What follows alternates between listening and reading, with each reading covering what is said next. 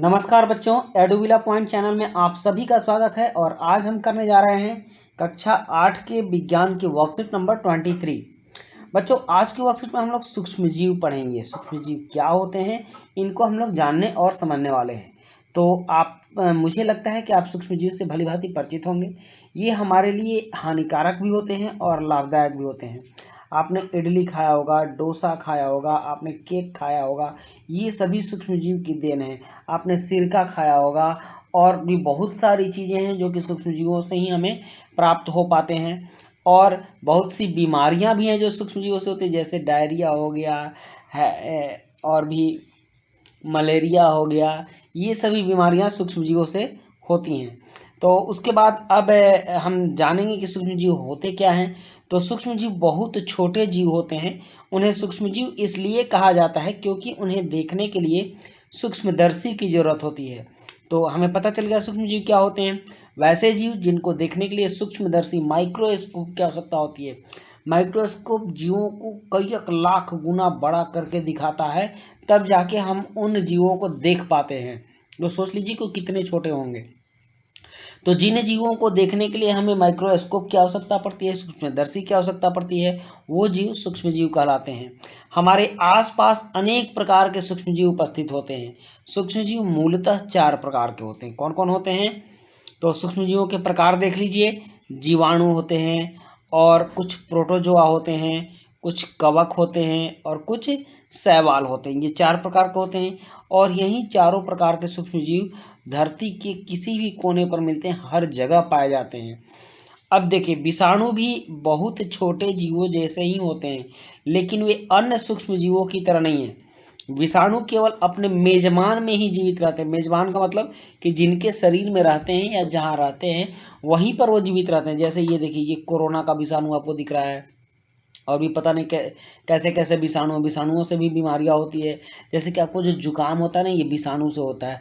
तो इस तरह से विषाणु भी जीव हैं, लेकिन उनको सूक्ष्मजीव की श्रेणी में नहीं रखा गया है क्योंकि वह मृत पाए जाते हैं। और जैसे ही कोई उनको मेजबान शरीर मिलता है तो उस शरीर में जाकर उनकी वृद्धि होने लगती है, बढ़ने लगते हैं। इसके अलावा वे निर्जीव होते हैं, तो इसलिए इसको सूक्ष्मजीव की श्रेणी में नहीं रखा गया है। उसके बाद है, ये सभी प्रकार के वातावरण में जीवित रह सकते हैं। जो सूक्ष्मजीव होते हैं वे सभी प्रकार के वातावरण में रह सकते हैं, जिसमें बर्फीली ठंडी जलवायु से लेकर गर्म झरनों और रेगिस्तान से लेकर दलदली भूमि तक शामिल है। मतलब कि ये बर्फीली ठंडी जलवायु में भी रह सकते हैं, बर्फ में भी रह सकते हैं, गर्म झरना में भी रह सकते हैं, रेगिस्तान में रह सकते हैं, दलदली भूमि में रह सकते हैं। ये मनुष्यों सहित जानवरों के शरीरों के अंदर भी पाए जाते हैं। हमारे शरीर में भी हजारों किस्म के सूक्ष्मजीव पाए जाते हैं। बहुत ऐसे सूक्ष्मजीव होते हैं जो हम पल प्रतिपल सांस के माध्यम से उन्हें वायुमंडल से खींचते रहते हैं। अगर आप अपने माइक्रोस्कोप को नाक के आगे लगाओगे तो पता चलेगा कितने बड़े बड़े सांप तुम्हारे नाक के अंदर जा रहे हैं, चूहे जा रहे हैं, बिल्लियाँ जा रही हैं। ऐसे ऐसे सूक्ष्मजीव दिखते हैं उसमें से।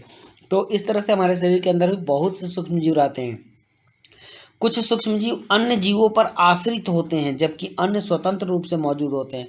मतलब कुछ सूक्ष्मजीव होते हैं जो दूसरे जीवों के सहायता से जिंदा रहते हैं, और अन्य होते हैं जो कि स्वतंत्र रूप से भी जीवित रहते हैं।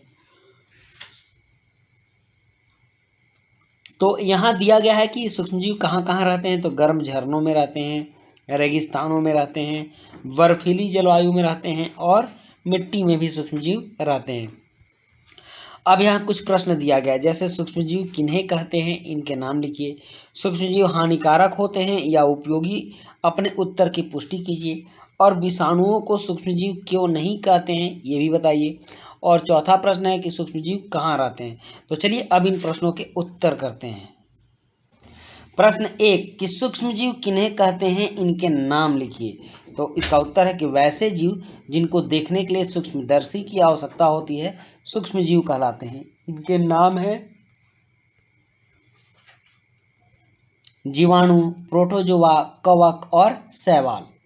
उसके बाद प्रश्न 2 है कि सूक्ष्मजीव हानिकारक होते हैं या उपयोगी, अपने उत्तर की पुष्टि कीजिए। तो सूक्ष्मजीव हानिकारक भी होते हैं और उपयोगी भी होते हैं, क्योंकि कुछ सूक्ष्मजीव बीमारियों को फैलाते हैं और कुछ सूक्ष्मजीव हमारे लिए दवाएं बनाने के काम में और भोजन के उपयोग में भी आते हैं। उसके बाद प्रश्न 3 है कि विषाणु को सूक्ष्मजीव क्यों नहीं कहते।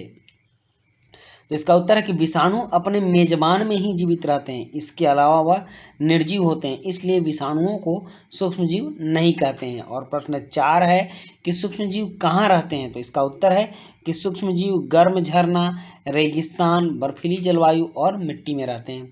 तो बच्चों ये थी आपकी आज की बहुत ही आसान सी वर्कशीट क्लास 8 के साइंस की वर्कशीट नंबर 23 और ये कंप्लीट होती है। वीडियो अच्छी लगी हो तो आप इसको शेयर भी करेंगे और लाइक भी करेंगे। मिलते हैं नेक्स्ट वीडियो में। Thank you.